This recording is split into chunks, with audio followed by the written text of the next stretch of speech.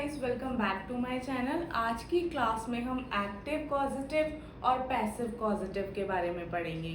आइए स्टार्ट करते हैं वीडियो को और बात करते हैं एक्टिव कॉजेटिव की।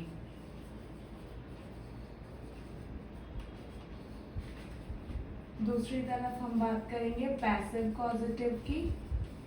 इन दोनों में डिफरेंस क्या होता है और इनका सेंटेंसेस में इनको यूज करके सेंटेंसेस कैसे बनाए जाते हैं। पहले बात करेंगे एक्टिव कॉजेटिव की। एक्टिव कॉजेटिव का क्या मतलब होता है?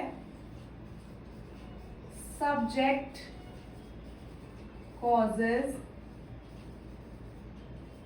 Someone else to do something, यानी कि सब्जेक्ट किसी दूसरे बंदे से कुछ काम करवाता है। एग्जाम्पल देखते हैं इसके। उसने अपने भाई से कमरा साफ करवाया।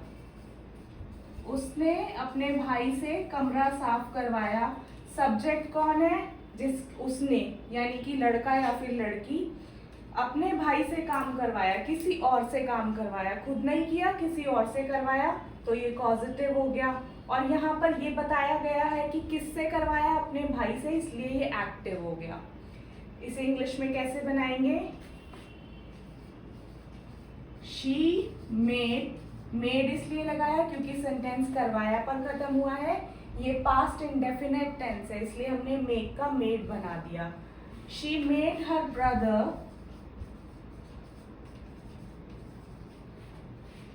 Clean the room. She made her brother clean the room. कुछ एग्जाम्पल्स और देखते हैं। मैंने मैकेनिक से अपनी कार ठीक करवाई। मैंने मैकेनिक से अपनी कार ठीक करवाई।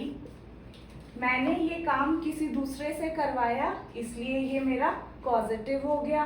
और जिस पर्सन से मैंने करवाया, किससे? मैकेनिक से करवाया, उसके बारे में भी मैंने बताया, तो ये एक्टिव हो गया। तो ये मेरा एक्टिव कॉजेटिव बन गया।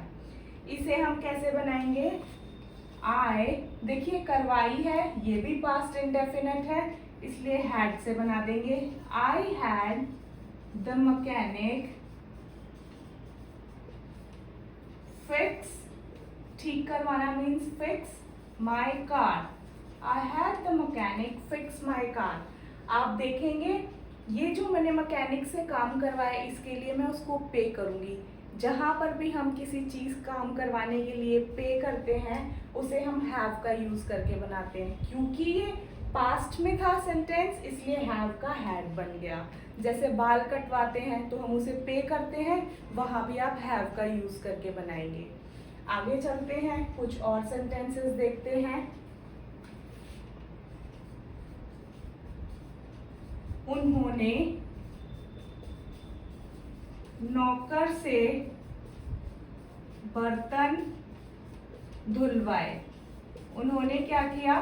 खुद नहीं धोए, लेकिन किससे धुलवाए? नौकर से। और ये भी बताया कि काम किससे करवाया है? नौकर से। तो एक्टिव पॉजिटिव का हो गया। इसे हम कैसे बनाएंगे? They got the servant wash, यहाँ पर टू भी आएगा, to wash the dishes. They got the servant to wash the dishes. आप देखेंगे कि धुलवाए पर खत्म हुआ, पास्ट इंडेफिनिट हो गया, इसलिए गेट का मैंने गॉट बना दिया। They got the servant to wash the dishes. कुछ एग्जांपल्स और लेते हैं इसके। हमने उसे जल्दी जाने दिया। एक एग्जाम्पल मैंने लेट का भी ले लिया है। हमने उसे जल्दी जाने दिया, यानी हमने उसे अनुमति दे दी, तो ये पॉजिटिव हो गया। तो इस ऐसे सेंटेंस को हम लेट का यूज करके बनाते हैं। So we let him go early. We let him go early. हमने उसे जल्दी जाने दिया. एक सेंटेंस और ले लेते हैं. उसने अपने दोस्त से होमवर्क करवाया. उसने अपने दोस्त से होमवर्क करवाया या फिर उसने होमवर्क करने में अपने दोस्त से मदद ली. तो इसे कैसे बनाएंगे? He got his friend to help him with homework. He got his friend to help him with homework. आप देखेंगे कि जितने भी मैंने कॉजेटिव के सेंटेंसेस बनाए हैं, इन्हें या तो मैंने मेक का यूज करके बनाया है, या हैव का यूज करके बनाया है, या गेट या फिर लेट का यूज करके बनाया है. पर एक चीज इन सभी सेंटेंसेस में नोटिस करने वाली क्या है? जब भी गेट का यूज करके सेंटेंस को बनाया तो वहां पे टू जरूर आएगा.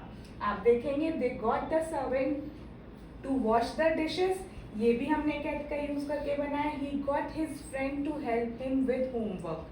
पर अगर आप देखेंगे मेड को या हैव को तो वहां पर टू नहीं आएगा. तो ये चीज ध्यान रखने वाली है कि जब भी गेट का यूज करके आप पॉजिटिव सेंटेंस बनाएंगे तो उसमें टू का यूज जरूर करेंगे, और बाकी किसी के साथ भी टू का यूज नहीं करते हैं. हैव में आप कर भी सकते हैं और नहीं भी कर सकते, दोनों ही ठीक होते हैं.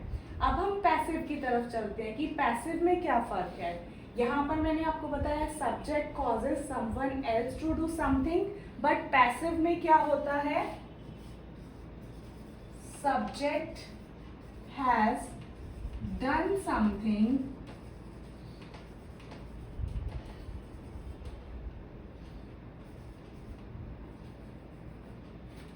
subject has done something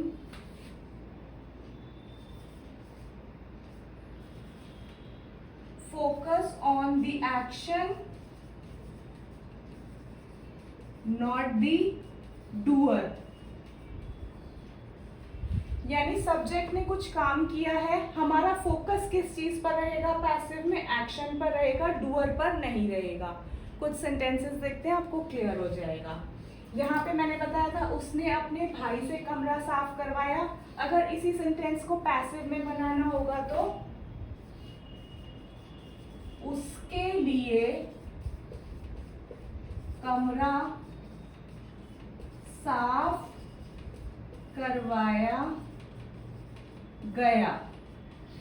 आप देखेंगे कि डूअर के बारे में बताया ही नहीं गया कि कमरा किया किसने साफ, ये नहीं बताया गया. सिर्फ एक्शन के बारे में बताया गया है कि कमरा साफ करवाया गया, वो भी किसी के द्वारा. तो ये मेरा पैसिव पॉजिटिव हो गया. इंग्लिश में इसे कैसे बनाएंगे? The room was cleaned for her. The room was cleaned for her. उसके लिए कमरा साफ करवाया गया. कुछ सेंटेंसेस और देखते हैं. कार मैकेनिक से ठीक करवाई गई. कार मैकेनिक से ठीक करवाई गई. The car was repaired by the mechanic. The car was repaired by the mechanic. Car mechanic से ठीक करवाई गई.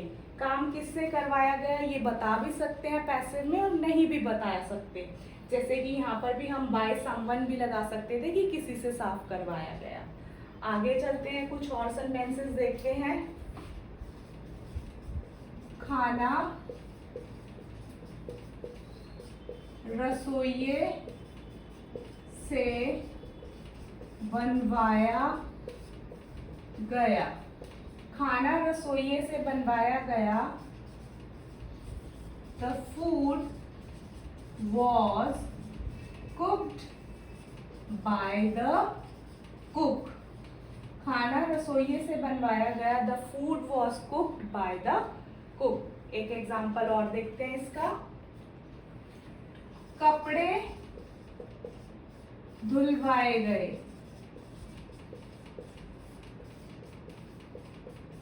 कपड़े धुलवाए गए, किससे धुलवाए गए ये हमने नहीं बताया, सिर्फ एक्शन के बारे में बताया कि कपड़े धुलवाए गए और किसी दूसरे से धुलवाए गए। तो कैसे बनाएंगे इसको, द क्लोथ्स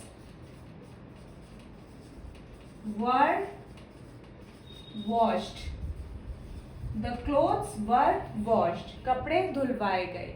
एक लास्ट एग्जाम्पल और ले लेते हैं, मेरे लिए दस्तावेज टाइप करवाए गए, किसी दूसरे से टाइप करवाए गए दस्तावेज मेरे लिए। इसे कैसे बनाएंगे हम, the documents were typed for me, मेरे लिए दस्तावेज टाइप करवाए गए, the documents were typed for me. Guys आप लोगों ने एक चीज नोटिस करी होगी, जब भी मैंने पैसिव की बात करी है मैंने यहाँ वर्ब की थर्ड फॉर्म का यूज किया है, क्लीन्ड, रिपेयर्ड, कुक्ड, वॉश्ड और टाइप्ड। जब भी हम पैसिव बनाते हैं तो हमेशा वर्ब की थर्ड फॉर्म का यूज करते हैं, लेकिन आपने देखा होगा एक्टिव के अंदर हमने ऐसा नहीं किया है। तो आपको ये डिफरेंस समझ में आया होगा कि पैसिव बनाते टाइम हमें वर्ब की थर्ड फॉर्म का यूज करना है और यहाँ पर वर्ब की फर्स्ट फॉर्म आई है, जैसे कि क्लीन, जैसे कि फिक्स, जैसे कि वॉश, जैसे कि गो, यहाँ पे हेल्प। तो गाइज मैं उम्मीद करती हूँ कि ये वीडियो आप सभी को हेल्पफुल लगी होगी। Please like, share and subscribe my channel और इस वीडियो को अपने दोस्तों के साथ ज़रूर शेयर करें जो भी हिंदी से इंग्लिश सीखना चाहते हैं। Thank you for watching.